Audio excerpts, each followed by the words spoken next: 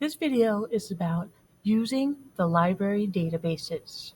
Now, I know when your teachers give you a project, you often want to just rush to Google, type in your topic or your questions, and look at the first websites that come up.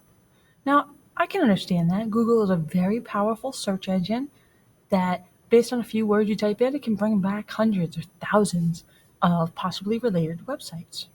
The danger, though, is sometimes some of those websites aren't really relevant to what you're doing, and you have to wade through a lot of junk sometimes to find just what you're looking for.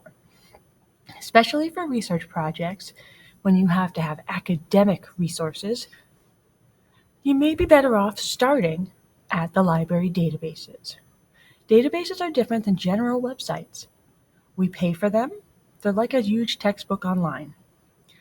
They're fact-checked by teachers. They're age-appropriate, which means that we know the high school students can read them and understand them. And here's the big bonus.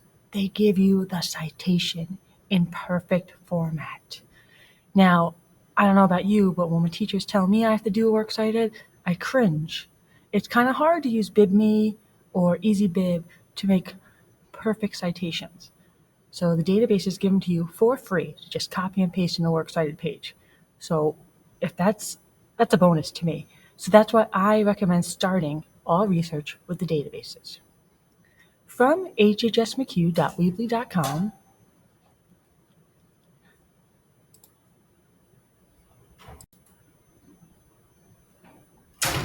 okay, sorry about that. From this data website, you go to I have a project, quick access to HHS databases. That will open up a new page for you that's linked to the Hanover High School website. You'll see here we have a lot of information about all the different databases that we subscribe to. Now, JSTOR and EBSCO, those are two databases that are used a lot, but we're going to talk about those in another video because they require usernames and passwords. The Gale databases, you can just go ahead, click on here, and use without entering anything. So I'm going to click on that, opens a new page, takes a second to load sometimes, and it will have a bunch of boxes. Each box represents a different database. The ones we use most frequently are the ones that say in context. Biography in context. It's about people. One of the things I love about that one is that you can search not just by name, but by occupation, where someone was born, what their nationality is. So say you're in French class and your teacher wants you to find someone famous who speaks French. Well, you can search for that in biography and context. Another one that we use a lot is opposing viewpoints in context. This is great anytime you have to write an argumentative essay. You take a position on an issue and you have to talk about the pros and cons. This database gives you a long list of issues in case you can't think of one to choose from. But also on those issues, it gives you pros, cons, background statistics. Wonderful database. Science in Context has a lot of great information on, guess what? Science topics, right? Same with U.S. history in context, world history in context, and global issues in context. Now, global issues are kind of like current events, broad issues like pollution or democracy or war.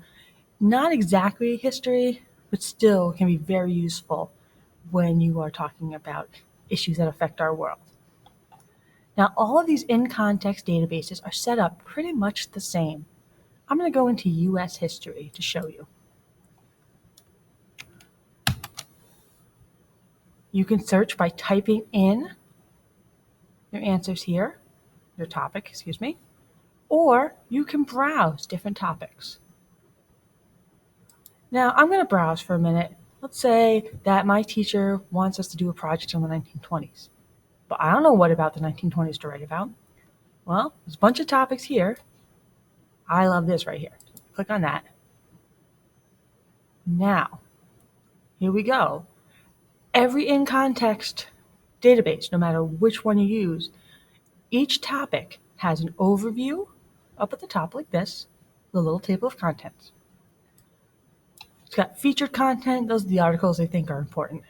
Reference, those are fact articles. And you'll notice here it shows 3. but it says there are 80. You have to click on the word reference in order to see the others. There are primary sources.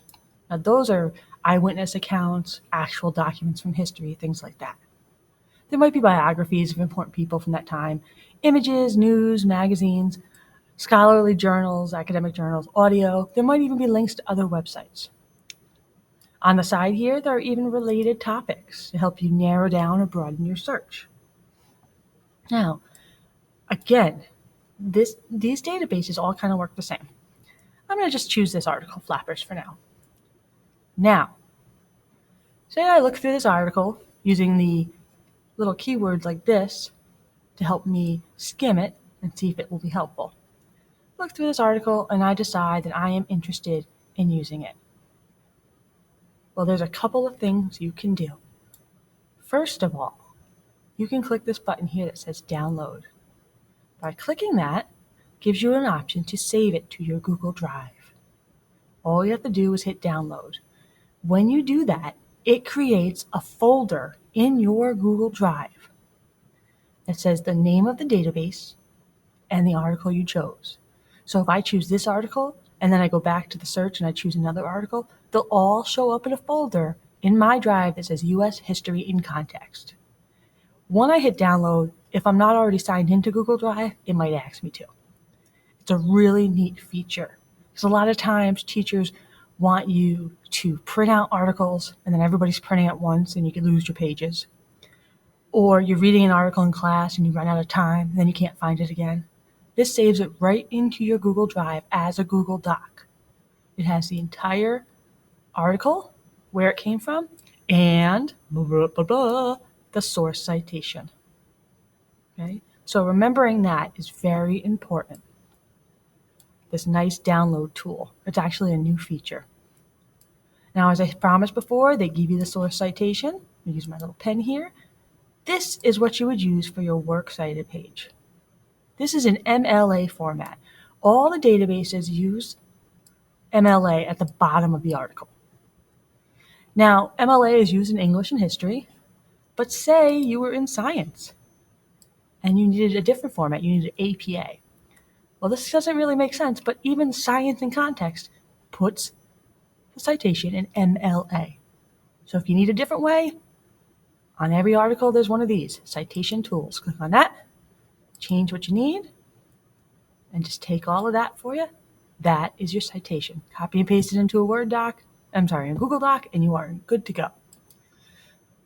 So like I said, the databases are a great place to start for any research topic. I'm going to go back to the Gale page for a minute. Again, all of the in-context databases allow you to save the articles to Google Doc, and they give you the citations. These are bonuses in my book, and like I said, I really encourage you to start here. Any questions? Let me know.